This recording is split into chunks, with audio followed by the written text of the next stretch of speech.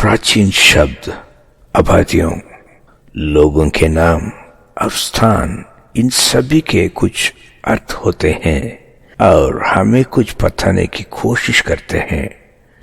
अधिक बार हमारे जान और समझ की कमी के कारण हम उनमें से प्रत्येक के बारे में कहानियां बनाते हैं और पूरी तरह से गड़बड़ कर देते हैं और सच्चाई अब हमारे पक्ष में नहीं है। हाल ही में मैं हिंदू धर्म के 4 वेदों ऋग, यजुर, साम और अथर्व के नामों और उनके अर्थों पर विचार कर रहा था। अब विष्णु पुराण विष्णु के बारे में और रामायण राम के बारे में है। इसी तरह मानव इतिहास में किसी न किसी व्यक्ति से वेदों के नाम भी जुड़े हैं। चूंकि मुझे पहले आदमी आदम से लेकर यीशु तक लोगों की बाइबल वंशावली का ज्ञान है, इसलिए मैं ये पता लगने में सक्षम था कि इस वेदों का नाम किसके नाम पर रखा गया है। अब संदर्भ के लिए हमें ये जानने की जरूरत है कि नूह की बात के ठीक बाद भारत में चीजें कैसी थी। भारत में नूह को मनु के नाम से जाना जाता है। मनु का जल प्रलय लगभग 3300 ईसा पूर्व हुआ था। मनु जो नूह के शेम, हाम और येफेत नाम के 3 बेटे थे, जिनमें से हाम जो कामदेव है और उसके परिवार ने पूरी दुनिया को नूह के परमेश्वर यहोवा के विरुद्ध कर दिया। उन्होंने उस पर अपने सभी पूर्वजों को नष्ट करने के लिए जल प्रलय लाने का आरोप लगाया।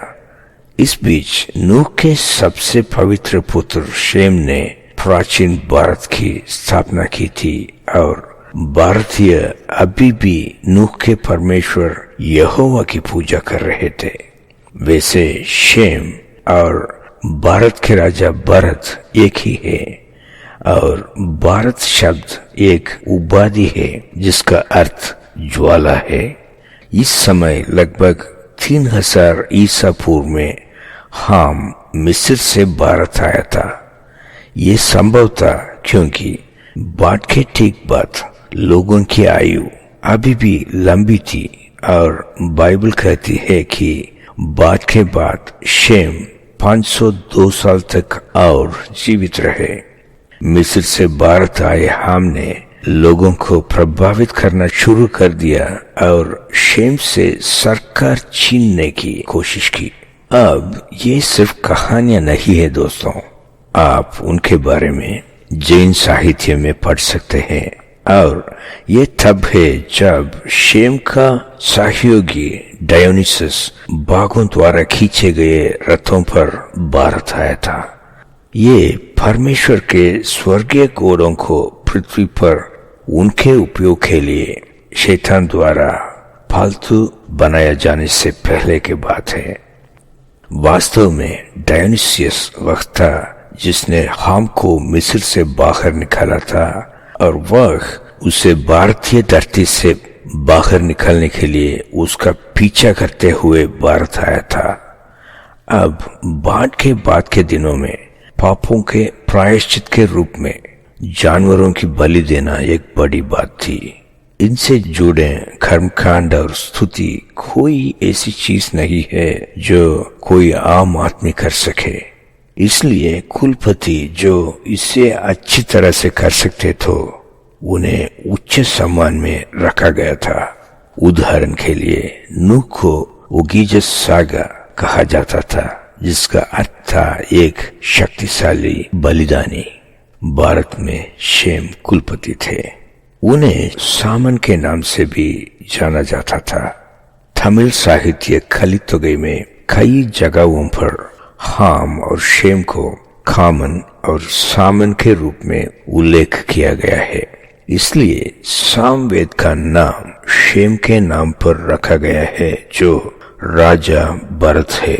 हो सकता है सामवेद में हम जो पाते हैं वह उन बलिदानों के दौरान शेम ने जो कहा और किया उस पर आधारित है, और शेम पाठ के बाद मनुष्यों की पहली पीढ़ी में होने के कारण 4 वेदों में से सामवेद पहला वेद होना चाहिए।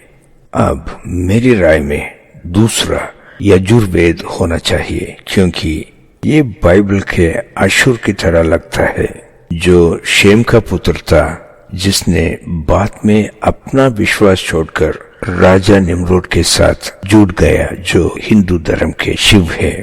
आप इसे उत्पत्ति की पुस्तक में पढ़ सकते हैं। क्या आप जानते हैं कि अशुर सभी अशुरों का पिता भी था?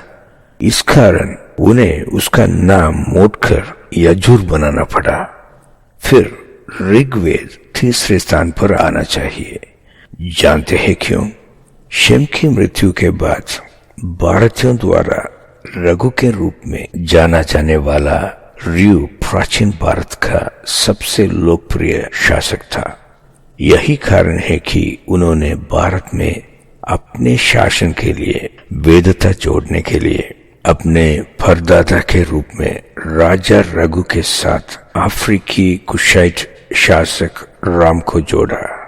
और चौथा अथर्ववेद होना चाहिए, क्योंकि अथर्व शब्द का अर्थ है एक तरीका या एक प्रक्रिया। ये कई चीजों के बारे में जानकारी के टुकड़े और टुकड़े हैं, जिनमें जादू टोना भी शामिल है, जो लूसीफर के पाताल लोक के साथ हिंदू धर्म के संबंध को उजागर करता है, जिसे अंग्रेजी में एबिस कहा जाता है।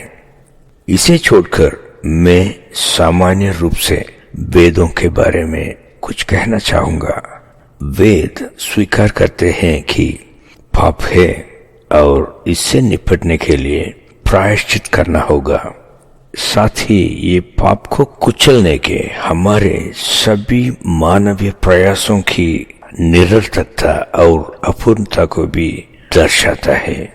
वेद प्रजापति के बारे में बात करते हैं, जो मानव जाति के पापों के लिए बलिदान होंगे। ये भी घोषणा करता है कि परमेश्वर स्वयं मानव पापों का समाप्त करने के लिए एक बलिदान प्रदान करेगा। ये एक प्रसिद्ध प्राचीन अपेक्षा थी। लगभग 1000 वर्ष बाद जब परमेश्वर ने अब्राहम से अपने पुत्र इसहाक की बलि देने के लिए कहा, ताकि ये परीक्षण किया जा सके कि उसका विश्वास कितना मजबूत था, इब्राहिम ने अपनी सारी पीड़ा में भविष्यवाणी के रूप में उसी विश्वास को दोहराते हुए कहा, परमेश्वर होम बलि की भेंट का उपाय आप ही करेगा।